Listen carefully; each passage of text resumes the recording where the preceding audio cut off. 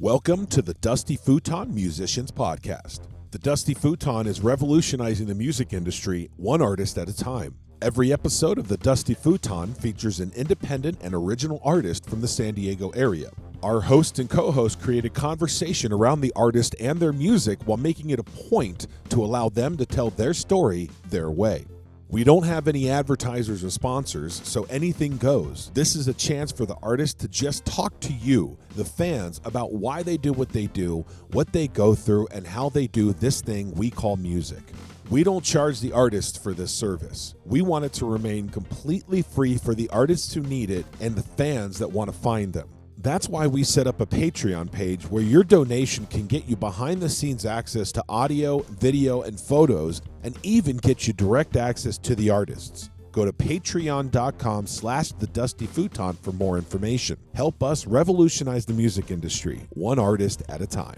That's why we all gotta jump before it's too late. Blue Largo consists of blues guitarist Eric Lieberman and soulful singer Alicia, two lovers of traditional blues music who happen to be married.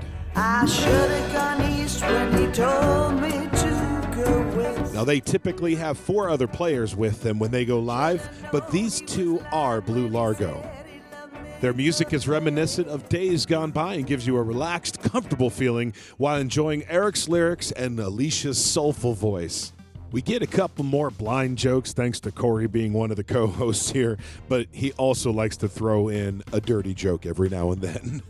But anyway, let's go ahead and hear what Eric and Alicia have to say about Blue Largo. Did you know that 90% of American currency has cocaine on it? No, but I'm not surprised. Yeah. 90%? I do. 90, yep. That's not, that, I grind them up and roll them very and snort them gullible. regularly. All right, so we have Blue Largo in the studio here right now at Ears Only Audio Studio in Lakeside. And that's Eric Lieberman. And what was your name again, hon? Alicia Aragon. Alicia Aragon.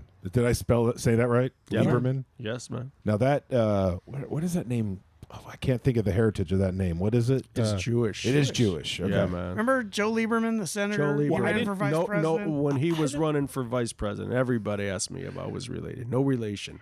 Wasn't even voting for it. Well, actually, I was, man. Well, if it makes you feel any better, my last name's Gates.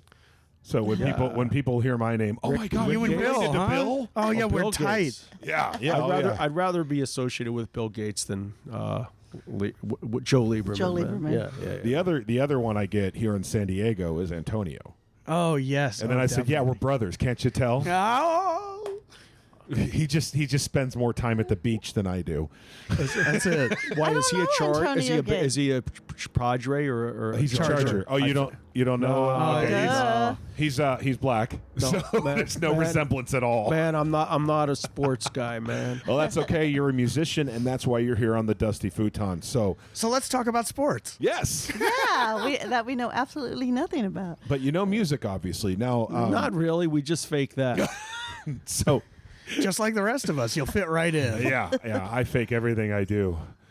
That's why my girl hates me. Anyway, that's a bad, stupid Oh, joke. no. All right, Eddie's twinkling back in. All right, twinkle. Yeah. That makes it sound special. How you doing, you go. Eddie? How you doing? I feel like I'm on a Howard Stern thing right now. You Eric. kind of are. Yeah, that's kind of the mentality that we have That's here. okay, man. I think he's one of the greatest interviewers of all Hello. times. How are you? So you can make any off-color jokes you Thank you. want. It's totally cool. Or Okay. you can no make jokes on- about blind people, though, man. Oh, No, of lots of course. jokes about blind people. Please. Oh. Hey. Now you're good, Eddie. You can sit down. Hey, Eric, why don't blind people skydive? Scares the shit out of their dogs. It's hilarious, man. My brother I was trying okay. to find an answer, man. Here's one. My brother gave me a birthday card joke when I was a kid, and it's one of those ones that has flip a few pages, and it's a joke story. So a blind guy walks into a hardware store. I like it already. Yeah, and he picks up a seeing eye dog by the leash and starts swinging him around. Right, and the salesman looks at him and goes, "Whoa, can I help you?" He's like, "No, I'm just looking around." Pretty funny, man. Oh, man, I'm so triggered now. Oh. It's only funny if I tell the joke. Yeah, that's know. true. That's true, man. No, it's No, funny. no, it's funny. it's funny. Period. If you got someone who's too sensitive, that means they need to understand what their disability really is. It's just funny. It's not a disability. That's right. Right. It's an ability. The real disability is the lack of humor. Yes. Lack of True sense that. of humor. True that. I There like you this go. guy. Did you know Ted that did KSDS? He was the DJ for the blues radio show on KSDS Radio, Jazz 88.3, every shade of blue for 30 years, and he retired about 3 or 4 years ago, and then he just passed away. But he was blind, and He was a very good friend of mine. This man was so accomplished. He did everything. He did more than I ever did. Alicia, everybody does more than you do. Alicia just slept for 36 hours in a row. This is How do joke. I do that, Alicia? I don't know, man. Did you come down from a lot of coke or something? No. Like, that's the only way I can imagine that. Oh. No, I have been working diligently for the last month every day for this friend of ours. I guess and, that is a reason to take a lot of coke to just keep going, you know? I don't do that kind of stuff. Good. Edibles. I- Wait a minute, we're on air. That's right. 5 minutes into this, and we still haven't even really mentioned the I band's know. name.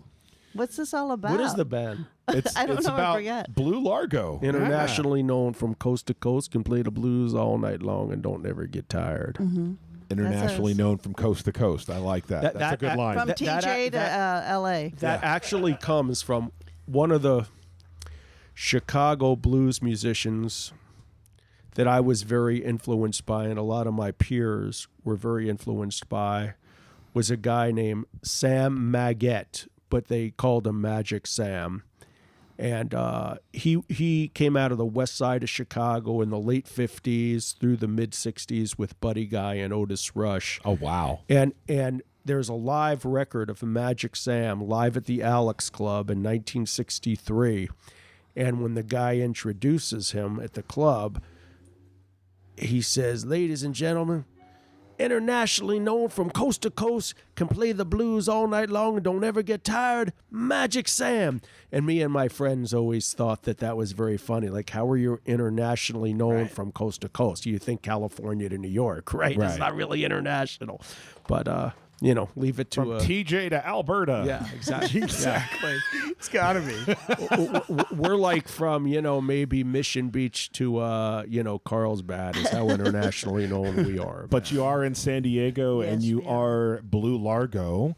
And so we have two members of the band here right now. And but Eric, this is your baby? Did you start this? It's really mine and Alicia's, and Alicia and I are married as well. I've been That explains it. I've been playing blues professionally in San Diego since 1981.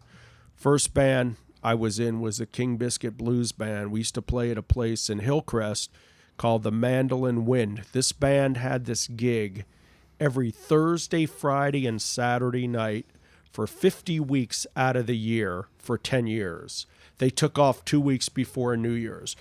And I was in the band for 4.5 years. My first professional blues gig, I was 27 when I joined. And Alicia got a job working there as a waitress. And I had a policy, self-imposed policy, of not dating waitresses because I was 27 years old, and part of the reason I was in the band was to meet chicks. Yeah. And if it didn't work out so good, right, I'd have to keep seeing whatever waitress it was week after week. But one night is about 2:30 in the morning, and like the gig is over, and I asked Alicia if she wanted to hang out, and well, 36 years later. yeah. But the thing is You're still looking at her. yeah, man. The thing is then after King Biscuit, I started my own band. So I had a band called the Rum Boogies with Earl Thomas for a couple of years. Did you say rum boogies? Rum Boogies. It comes from rumba and boogie, which are both two forms of music that I must be an alcoholic because I went straight to Bacardi in my mind. No. Rumba and boogie, which are two forms of music that are both used in the blues idiom. And in the 1940s and 50s, there was actually a rum boogie record label and a rum boogie club in Chicago. And T-Bone Walker, who's one of my early main influences, recorded some sides for the Rum Boogie label. So that's where that name came from. Anyway, once I started my own bands, I'm not a singer. And to be a band leader and you're not a singer, you're always dependent on having a good singer. Yeah. So whenever I lost a singer, man, I knew Alicia always sang, man. She would learn these really, complicated Billie Holiday or Sarah Vaughan standards, and she'd sing them to me. And not only did she have a really good voice, but she sang with so much emotion and passion. And I love the fact that she would learn these songs just for the love of learning them. Not, everything I do is to hopefully make me a better musician for when I go out and play for people. And I think the way she was doing it, that's the most purest way to love and play music. Yeah, an internal passion, Yeah. love that you just can't note. And there's no ulterior motive. It's just strictly because I have the internal passion as much as anyone I know, but it is always to make me a better musician to go out and play for. There's people. still a passion right there in that is unmutable is the fact that you have that desire to perform for other people. For sure, and that's a passion above the music. Yeah, and I wouldn't call that an ulterior motive in any form of that, because it's part of the music. If you want to be a performer, you need to get better at what you do. I hear you. But Alicia, she didn't even care about the performing. So whenever I lost a singer and I needed a singer, and she always loved the same kind of music as I loved, which is, African American music, jazz and blues, man. And I would say, Alicia, man, you should sing with our band. No, I don't need all that, man. And finally, about 1999, I was in another one of those periods where I needed a singer. And for whatever reason, at that point, she said, okay, I'll give it a try. And that's when we started Blue Largo. We've had this band for 20 years, man. Well, I was always way shy about it. Yeah. But I always, as a kid, I always sang, when I was doing my chores or whatever I was doing. Mm-hmm. I always was in the ensemble and school and all that kind of stuff. But I always saw myself as a backup singer. Yeah. So, and when finally he had asked me so many times, I thought, it was always a dream of mine, why not try it? Why not? And created a monster. Well, that's the thing is, it's a whole different thing, like fronting a band. And then once you kind of, at least for me, like once I got kind of past the nerves of it, and I was like, this is the coolest gig in the world, man. I still get nervous. Alicia still gets nervous. But nervous. I can't tell. And if I can't tell, no one else I try can to play tell. off, the band instead of worrying about what everybody is thinking. That's perfect. That's actually great for a solo lead singer, in the fact that you don't have an instrument to keep you. Like, one of the biggest things about a lead performer, like a lead vocalist that has a guitar, is that's a comfort for sure to keep them grounded on stage. When you don't have that, you feel naked. Yeah, that's true. And I've heard that and read that, man, about like. Can you pull the microphone a little closer? Yeah, man. No, I've heard. You can swing it towards you. I've heard that. I'm swinging towards the microphone instead of swinging the microphone. No, but I've heard that. Read that in interviews about guys that are frontmen and singers, but that play guitar. They say they feel the same term you use, naked. Yeah. Man. Oh yeah. It's so true. Well, let's go ahead and listen to one of your tracks. Is hear the beautiful voice of Alicia. Thank you.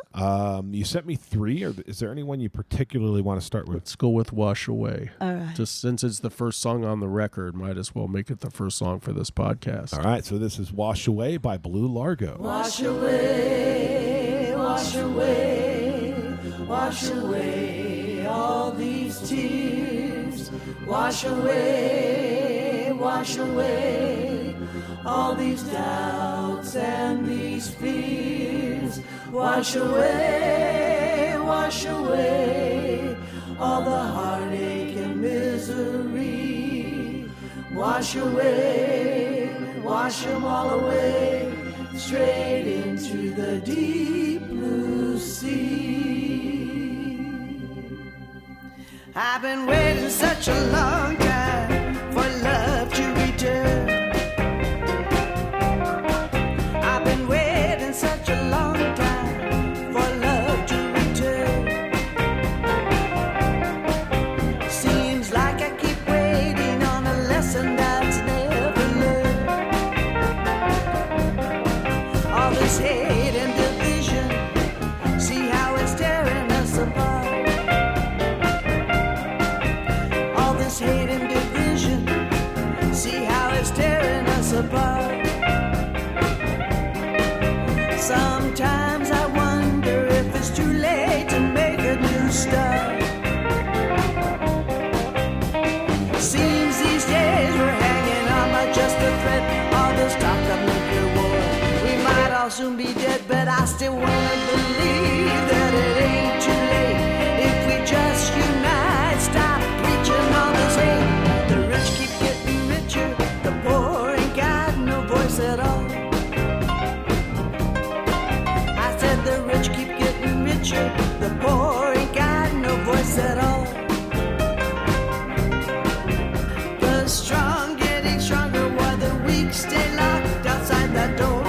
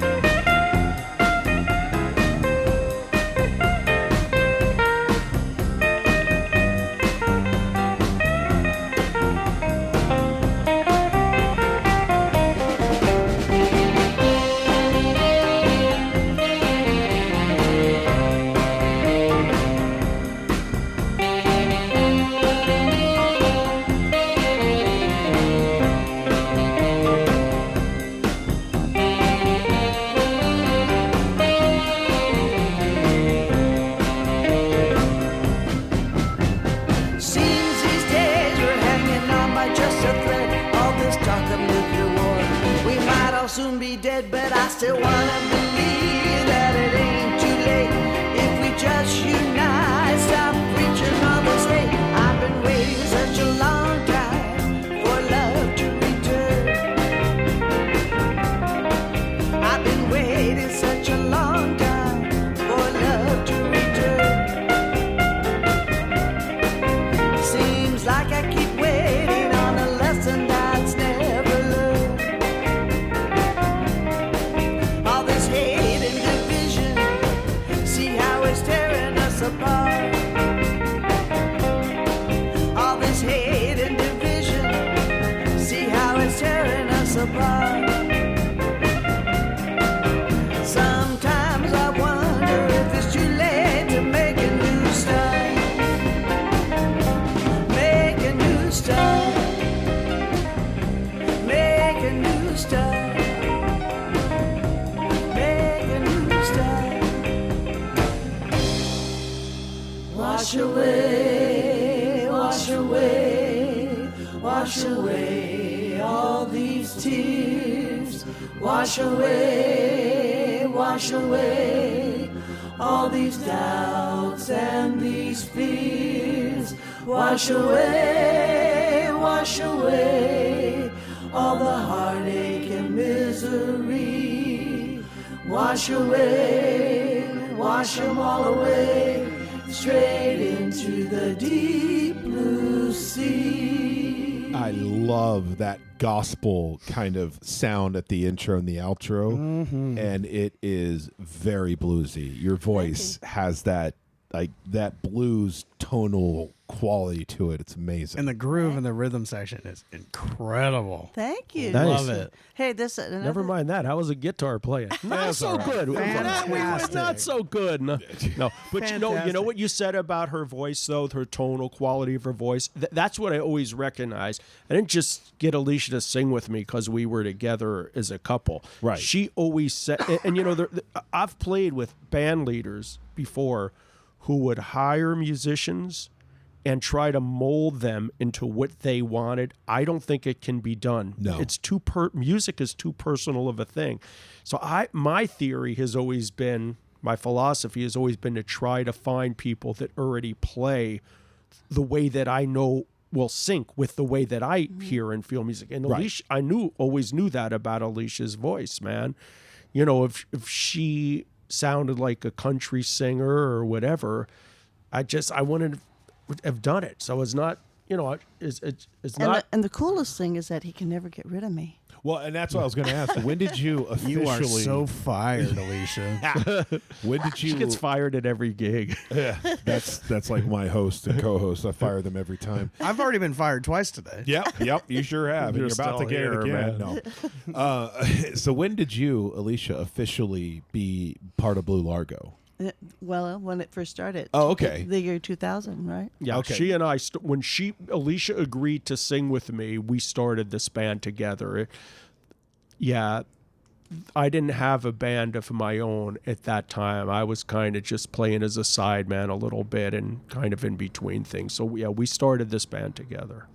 I really hate to say, when you guys started this band, I was a senior in high school. Yeah, I hear you, man. supposed to say that to the guests. No, we're old. We're really old, man. When you said He's you, really old. I you know. I can Yeah, tell I mean, you're obviously much younger. 18, 19. Look, brother, I started playing blues professionally in San Diego in 1981, so Yeah, I don't the think year you were before even I was born. then. Right. Well, Yeah, when you said that, I was like, I was 3 years You're old. just a There baby. you go, man. 78, so that's when I was born. We might but- have the distinction of being your oldest interviewee. No, man. you don't. Okay, No. really? Nope. Nope. We Amazing. had 70-something-year-old musicians. I honestly, I love talking to the older musicians or the more experienced musicians who aren't trying to get big, because you actually have a lot of lessons.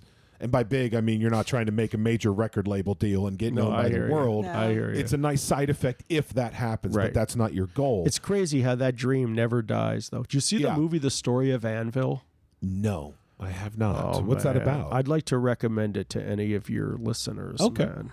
Well, what I was saying with the more experienced musicians, you kind of have a way of leveling it out and saying this is the way it truly is, and not by directly saying that, by passively through your stories and who you are as musicians.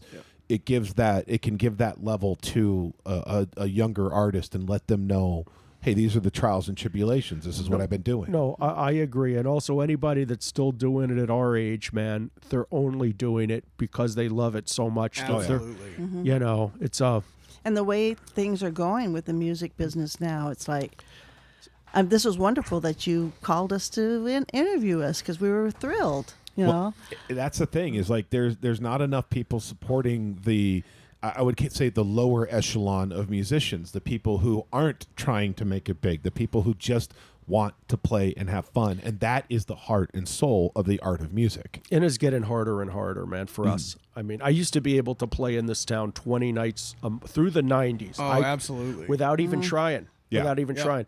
Now we have to beg and kick and scream to maybe play 4 or 5 nights a month. The market has really dissipated for us, man. And to be honest, I think that's mostly economy driven, because I think it's an age demographics for us. I do. Yeah, I mean, so many kids I do, man. are into going to listen to a DJ, Yeah. do some EDM or whatever. That's what I think. And yeah, I mean, styles change and whatever. But the thing about the sort of more organic music, I mean, if you listen to anything that's done organically with real live instruments and real live humans playing them, I mean, Mozart died a couple hundred years ago, but you can go to the San Diego Symphony and see 2,000 people sit down and listen to the orchestra play Mozart.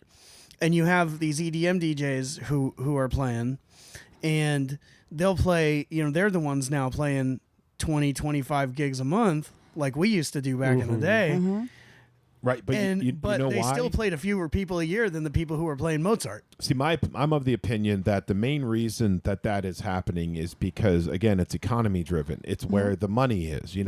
There is a necessary calling for blues artists and original blues artists. It's just there's nobody to promote it, and so for that reason is why there's no demand for it. I've been doing it in this city for 40 years. So, I mean, when I started doing it, I was in my 20s, early 30s. Our audience was in their 20s and early 30s. When people are in their 20s or early 30s, man, mid 30s, they can work 5 days a week and they can still go out and party and drink every night and get up to do it. Then our audience started going away because they started getting married and having families and had to get their kids up for school and PTA meetings. And now our audience is And those in their little bastards wake up at 7 o'clock or Right. 6 o'cll in the morning, no matter how late you stay out. You know? Man. Yeah. And now our audience is in their 60s and 70s, and they just don't have it in them to come out as much. And they'll come out for a CD release or a benefit or a special event, but they're just not going to go out to bars 4 or 5 nights a week and drink to a live band. And I mean, there's nothing like being entertained. I know, I mean, Alicia, like you but said, it's- live music, people actually playing But how instruments. many nights do we go out to see live music? Not that much, really. We love our couch and our Netflix. And Well, and that- I'm just being honest, man. But yeah. that's a I think that's a culture shift that's happened. It is a cultural shift. And there is a lot of people out there in the industry I now agree. that are trying to shift it back because venues are having to close up because they don't. And again, it goes back to the promotion level because the bands have shifted from the early 2000s. The venues, are no longer promoting bands. They're demanding the bands promote themselves. Yeah, I And that hear was ya. a I slow know. shift in the early 2000s, and now it's evolved into a pay to play system that developed in LA, and now you have to, if you want to play at any venue, you have to pre-purchase your tickets and sell them to your friends. Yeah, I won't do that, man. Exactly. I don't know if this ever happened here, but back in the day where I came from, especially when I lived in Florida, Where did you and live in Florida, man? I lived on the West Coast, just about 90 miles south of Tampa. Got it. But back in the day when I did that, like the early 2000s, if we were gonna play at a specific club, and we were like you guys, sort of back in that heyday, we were playing like 6 nights a week. It was incredibly fun. It was tiring, but it was really fun. But when we had a gig somewhere, like the venue would be happy to print up a few posters and say, hey, yeah, such and such band's going to be here on Friday. Now you go in with your posters that you print out and they're like, you can't fucking hang those up here.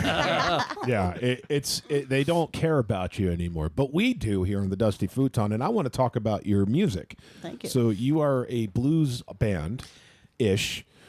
You have a lot of different, like your soul and your heart is very blues. I can feel that from the moment we sit. Oh, yeah. We're changing a little bit because we started out as a cover band and we were doing 40s and 50s music, rhythm and blues, but now Eric, I'm happy, so happy he's gotten his mojo on writing. And so most of all these songs that you're hearing are originals now. So we're changed a little bit. Well, the ones you sent me are originals, right? Yes. Yeah, Yeah. I think on our record, 11 out of 14 songs are original. But let me just say this. I discovered real blues. I don't mean blues rock. I don't mean like Clapton and Stevie Ray Vaughan. I discovered Muddy Waters and Little Walter and T-Bone Walker and 1950s B.B. King and those guys in about 1980 or 81. And I got asked to play in the best and the really only blues band in town at that time, which was the King Biscuit Blues Band that I referred to earlier that had this gig. And I was stone cold serious as a heart attack, dedicated to trying to be the most authentic blues musician that I could be. So much so that I purged myself of all rock influences that I grew up with, because I grew up with rock, man, rock and roll, rock, 70s rock. I was an aficionado of that.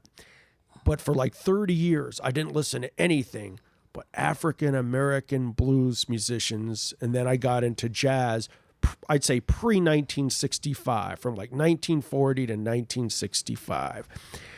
And I from there, I got into a lot of the African-American jump blues or swing musicians like Louis Jordan, and we got into Billie Holiday and Dinah Washington because they're female singers, but in that same genre.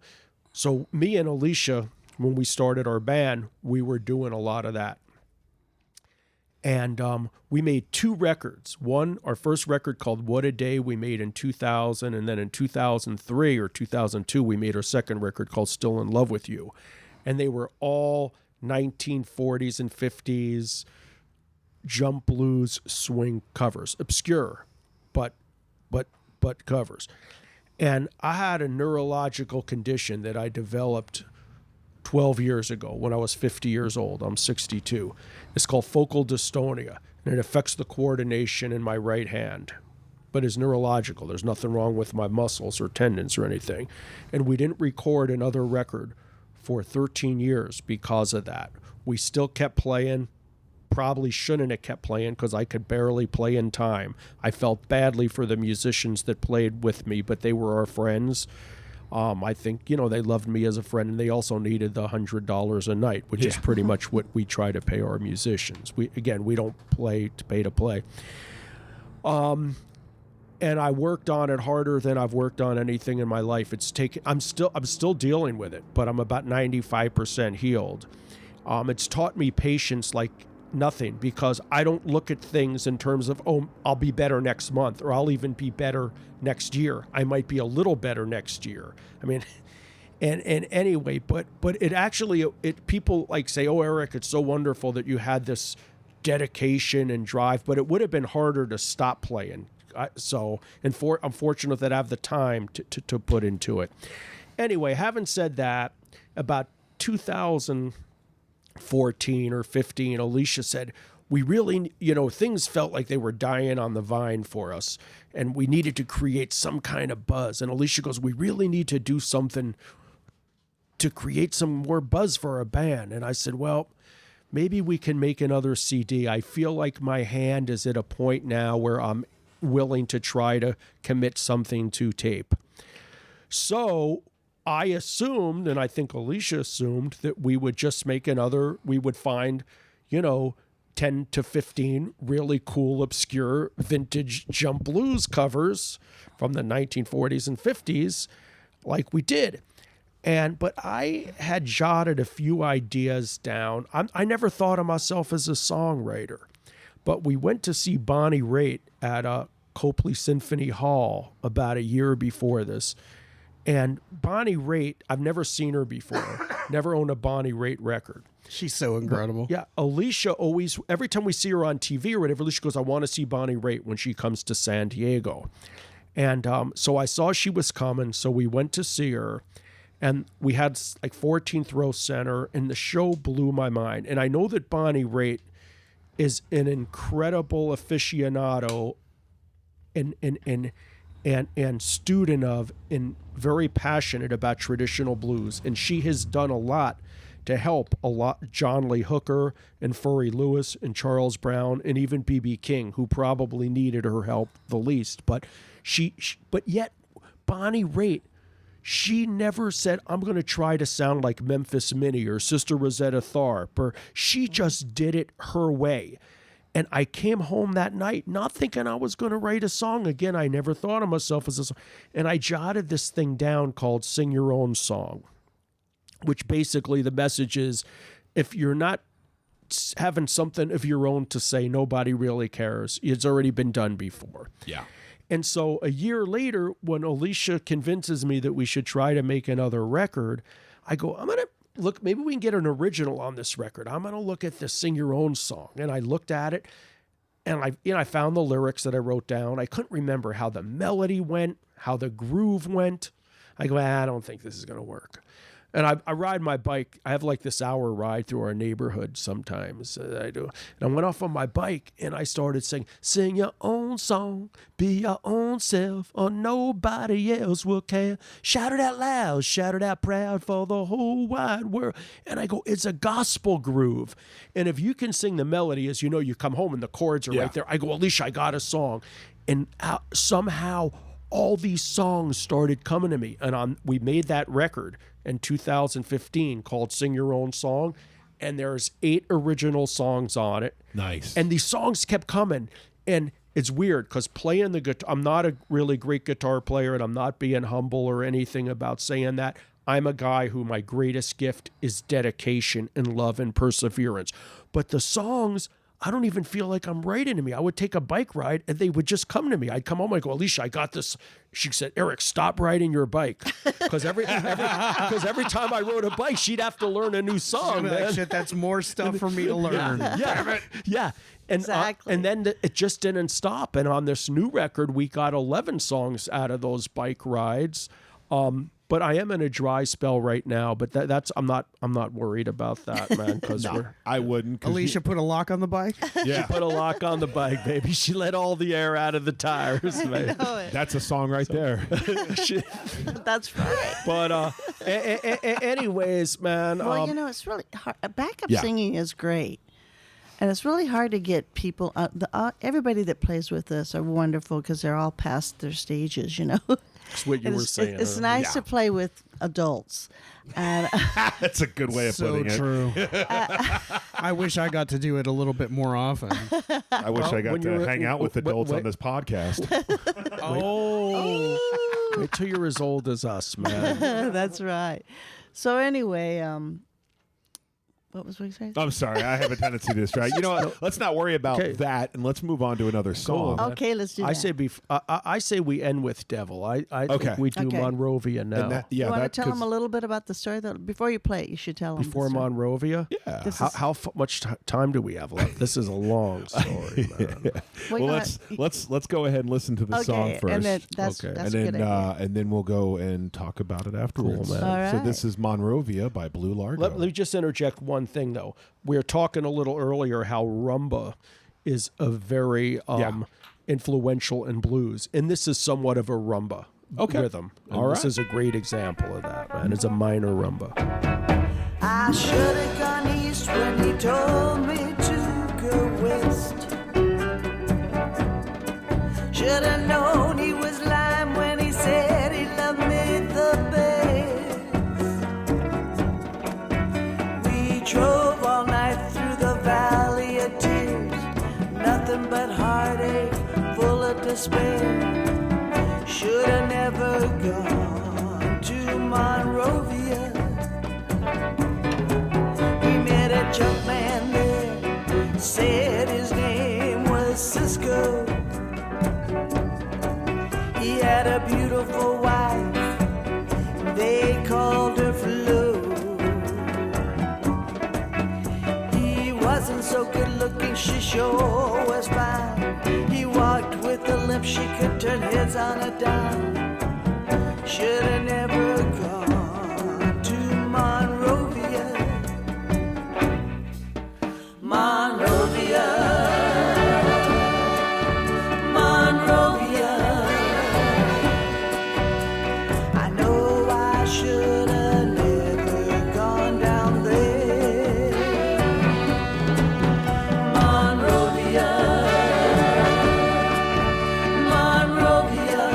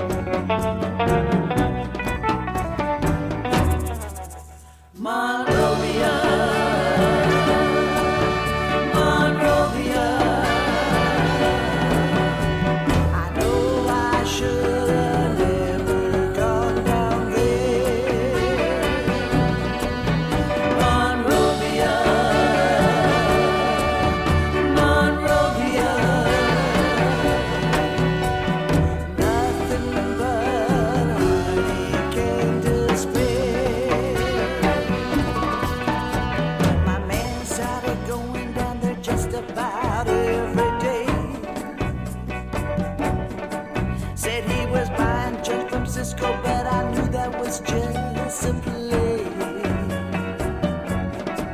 So I lost my man, Cisco lost his wife. Nothing but heartache for the rest of our lives. Should have never gone to Monrovia. Then one day I went down there by myself.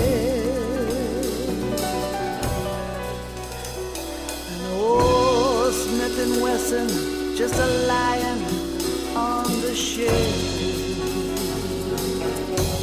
Where's that going? The next thing I knew, it was in my hand. Oh. If I can't have him, no one can. Oh, spiteful. Should have Nice never line there. gone to Monrovia. Monrovia. Monrovia. I know I should have never gone down there. Monrovia. Monrovia. Nothing but heartache and despair. Let me first say that sounds like a movie song, like an old James Bond track, you know, like a descriptive song for the movie. And it's awesome. Thank you very Cool. much. You know, we've gotten, because we are no, not so from Reverb Nation, but so much. But we have a publicist that so she's gotten us a lot of good reviews, and so many people have made that comment about that. And actually, in my liner notes for the record, I talk about that the musical, not the song itself, but the musical ambiance was kind of. And I was thinking about a Quentin Tarantino soundtrack, Yeah. or like an Ennio Morricone spaghetti western, like the yeah. But I hear it's all that '60s thing, Yeah. man. Cool, man. And I really dig the guitar sound used on that. I love the trem. the trem makes the song, man. Hey, I got to tell you a funny story about tremolo, man. I appreciate you saying I love tremolo, man. But one time, it was that song. The very first time we played the song, we were playing at Pala Mesa Resort off of the 15 outside gig, and the band didn't know the song yet. It was a couple of years ago. You know what the hell? Let's teach them the song on the stage. No, I said, Alicia, there's only about 8 people there at the end of the night, all our friends. I said, Alicia, how about just me and you try Monrovia? So I had a Vibrolux reverb. And so I put the tremolo on because at that time I was just thinking with just the two of us, it fills it up more. It makes it more like an organ, right? And we're driving home, and Alicia says to me, honey, I really didn't like the Vibrolux on Monrovia. It sounded like it was speeding up, and it was making me speed up. I go, the Vibrolux wasn't speeding up, Alicia. Oh, it's my I want to fault. talk a little bit about your album, because you said you have 11 original tracks on that. Correct. And obviously all those were written by you. Alicia, did you have any influence into the writing of the songs at all? Yes, I supervised every single one of them. Send him on his bike. Yeah. So you're the inspiration and the supervision. No. I'll tell you one thing, though, but the way that Alicia sings, man, I always say that she turns my ideas into music or into the song. You know? How much like with the vocal, Alicia? Just to get into a little bit of band dynamic minutia for people who maybe are listening who haven't been in as many bands. So he goes out on his bike, Eric's on his bike, and he comes up with these ideas for lyrics, and he's got a melody because he said then he comes home and he kind of writes the chord structure to the melody in his head. When he gets that to you, how much license do you take to change his melody a little bit, or do you ever change lyrics, or do you pretty much just like do what he gives you, just do it with the Alicia voice? I pretty much kind of do what he. We kind of like talk it over sometimes, and the music just kind of fits in, you know. Okay, so you kind of bounce some ideas off each other every once in a while. we Okay, do. that's cool. You want to do our thing? For, No. Okay, man. How many other artists do you have that are regularly in the band? our band is basically a 6-piece band, which is myself and Alicia, our drummer Marcus Bayshore, who's been playing on and off with me since 1982. He's fantastic. Yeah. Yeah, man. Taryn Doneth, who you should consider maybe interviewing her. She does her own thing. She's our piano player. She's 36 or 37. She's been playing with me since she was around 14 years old. Wow. She's like a child prodigy. She's wicked. She is so good. She was just touring in Brazil and Italy by herself, man, Wow. with bands over there, but as a solo artist. And our bass player, Mike Jones, who also goes by the name Sandalwood. A lot of people know him as Sandalwood. I've known him for 30 years, but he just started playing with us about 2 years ago. The bass player we had left. He lived up in Huntington Beach, and all the driving just got to be too much. And I happened to run into Sandalwood, so he was fresh in my mind. And he's worked out great for us. He's the bass player on this record. Nice. And, He's a pleasure to work with. That's always good. and I have a couple of different saxophone players that we use. So but not all at the same time. Usually it's one sax, piano, bass, drums, myself and Alicia's 6-piece. So to get a little technical, you or not technical, I guess nerdy maybe. No, it's legal. That's the word I want. You said you have a lot of covers that you work with in the past and everything, and they're obscure covers, so they're probably easier to get licenses from. No, every time I make a record to get a CD pressed, you have to pay for the license through the Harry Fox agency. Yep. So it's you still, to me, unless it's a public domain song, if anybody has the rights to it, you have to pay. You pay up front, which is, it could cost up, like if you have a record of all covers, it could cost just, I think, like $900 in licensing, man. Yeah. It goes by the length of the song, if I'm not mistaken. I believe it does, yeah. And it's the length not of the original song, but of our song. Oh, and you do longer songs. Yeah. Yes. Yeah. And Hey, these so are that short guitar ones. solo, we're cutting that shit out. Yeah. On our first record, we recorded Billie Holiday. Most people know it by Frank Sinatra, but we took it from Billie Holiday. But the song "One for My Baby" and "One More for the." Yes. I think it's a 9-minute version, man. So that's one song probably. Cost $100 in licensing. Jesus. But anyway, Licensing is a nightmare, and there's a lot of bands out there that don't. For like as a startup, they think that I don't need to worry about that, and they just put an album out and they're like, I'll take care of that later, or they won't come after that. And but you can, but if they come after, you're going to end up paying a lot more on the back. Yes, yeah, you'll because be you sued. have not only the licensing fee that you still have to pay for, you have all the lawsuit if there's you get sued, you have the penalties, the fees, And they can slap you with a cease and desist, so you can't sell it while litigation's going on. Oh, wow. yeah, it It's not can worth get the hassle. These It are the is. things Alicia doesn't worry about. She just sings. yeah. I'm just a singer. And why not just pay the artists the way you should? Yeah, exactly. If you're going to use the material, somebody created that material. For sure. I Give agree. them credit, and that's important. And I just And killed- these days, they're not even selling records and CDs anymore. It's really tragic. New cars don't even have CD players. no, they Well, don't. and that's one of the cool things about digital music is it's a lot easier and a lot cheaper to get licensing for cover songs. Like if you use a service like DistroKid, you can get a license to do a cover for like, I don't know, $12 or $15 or something. Yeah, but for us, man, we print 1,000 CDs is kind of the minimal order, and I'm lucky if I'll sell Half of 200. But yet, if you want a publicist, if you want reviews, if you want airplay, you have to still do a hard copy CD. Yeah, you have to run the gamut on all that to get out there. So, now your album, where can people find it for sale? People can get our album on CD Baby, iTunes. It's on Spotify.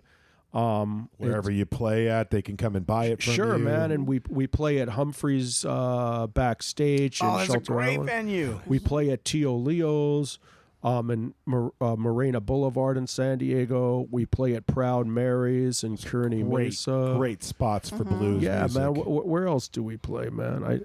We play at the Riviera in La Mesa, man. Do you have a website or social? BlueLargoBlues.com. Blue Largo Blues. And our Facebook page is just Blue Largo, and You also can see us on YouTube. Oh yeah, yeah, man, we're on YouTube too. Blue Largo or Blue Largo Blues. Or... Yeah, if you just Google Blue Largo, man, our website will come up. Perfect. And then so you can check them out there, either buy the CD or find out where they're going to be, so you can go listen to them and buy their CD live. It's better for them if you buy the CD live. Man. You make more money. And that wait, way. one important thing: our album just got nominated for San Diego Music Award, Best Album. Man. Wow! Congratulations. Thank you. Let's go ahead and jump into the final song, which is also the namesake of the album, the title track, "Before the Devil Steals Your Soul." And is anything you want to say about this before we hit play? Yeah, the only thing I like to say about this is, before the devil steals your soul is somewhat of a metaphor for death. And it's basically the message of the song is that life is fast, life is fleeting, life is fragile. And to live your life as best as you can while you still have the chance, man, before it's too late. Before the devil steals your soul. Exactly. We all gotta jump before it's too late. We all gotta shout before it's too late. We all gotta dance before it's too late. And the devil steals your soul. We all gotta jump before it's too late. We all gotta shout before it's too late. We all gotta dance before it's too late. And the devil steals your soul.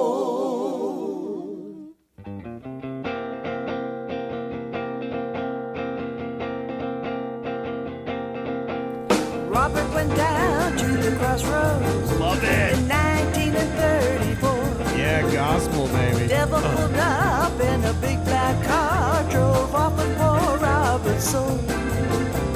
Riley left the plantation, headed up Memphis way. The devil he hid for 89 years, but he returned on Riley's last day. That's why we all gotta jump before it's too late. We all gotta shout before it's too late. We all gotta dance before it's too late. And the devil steals your soul. Johnny was playing his guitar in 1996. The devil appeared one cold dark night with the cancer in a permanent fix. Stevie was flying high, living soul to soul. Plane went down over Alpine Valley. Devil robbed him of growing old.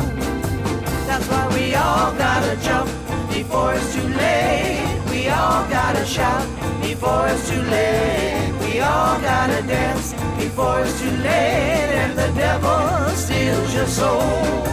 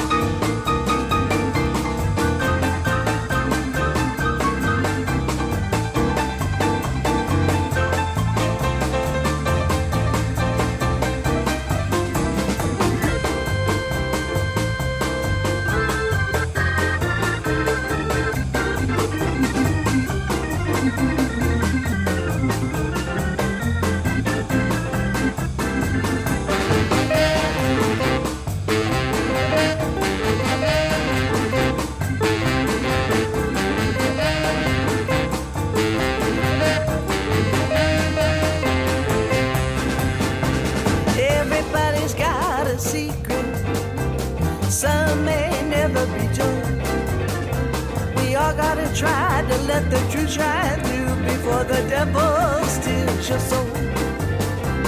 Nobody lives forever, that's one thing for sure. We gotta do our best to live the right way before the devil steals your soul. I said do our best to live the right way before the devil steals your soul.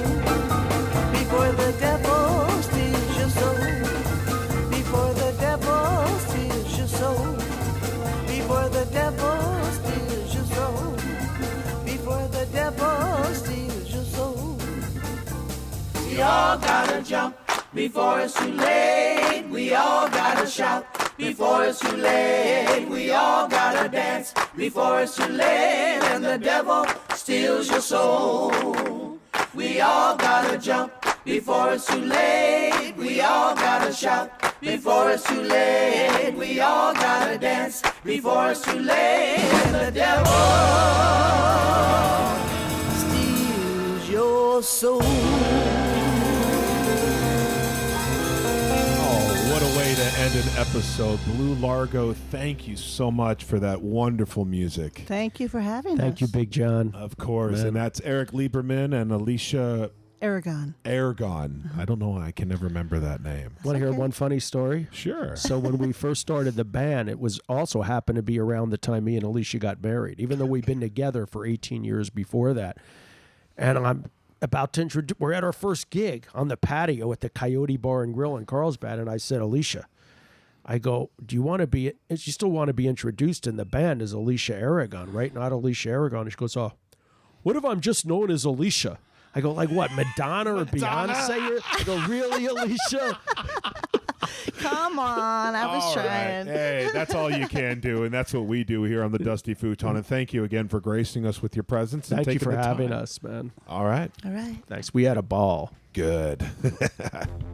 Big thank you to Eric and Alicia for joining us on the Futon at Ears Only Audio Studio in Lakeside. Thank you to Cory Wilkins for hosting this episode and for letting us record in his studio. I'm Big John, your host, engineer, editor, and producer of this production of the Dusty Futon LLC. Thank you for tuning in, and don't forget to subscribe to get all of the newest episodes. You can find out how on dustyfuton.com, and don't forget to share with your friends. If you love what we are doing and want to support our cause like Nicholas, Rick, and our many other supporters, please consider going to patreon.com/thedustyfuton and pledging to support for as little as $1 a month. Thank you again for listening to this episode of The Dusty Futon.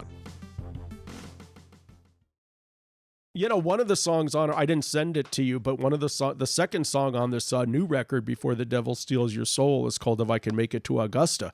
And one day I didn't ride my bike for like 6 months, and I have these two hills back to back, and the second hill is so steep. And if I don't ride it in a while, I usually have to zigzag it. And I said, man, if I could just make it up this hill, I know I can make it home. And I go, that could be a cool song right there, but I got to think of something cooler than make it up this hill. I got to think of a cool place. And I go, Augusta sounds cool. And that's also the birthplace of James Brown, who happens to share the same birthday as I do. Whoa. So I There go, you go. so I go, if I could make it to Augusta, I know I could make it home. Leave my troubles all behind me. No longer will I roam. Why am I singing these songs? I You're know, the because singer. you're not the singer. But anyway, so no, I know I'm not the Slammed it. You just got a Alicia's telling me smackdown. to take singing lessons because she says when I try to even harmonize with her, I throw her off. The last guy to use that microphone had Ebola, so get as close to it as you want. Oh, thank you very much. Hey, yeah, no problem. I thought you were saying his name was Hattie Bola. Howdy, Ebola.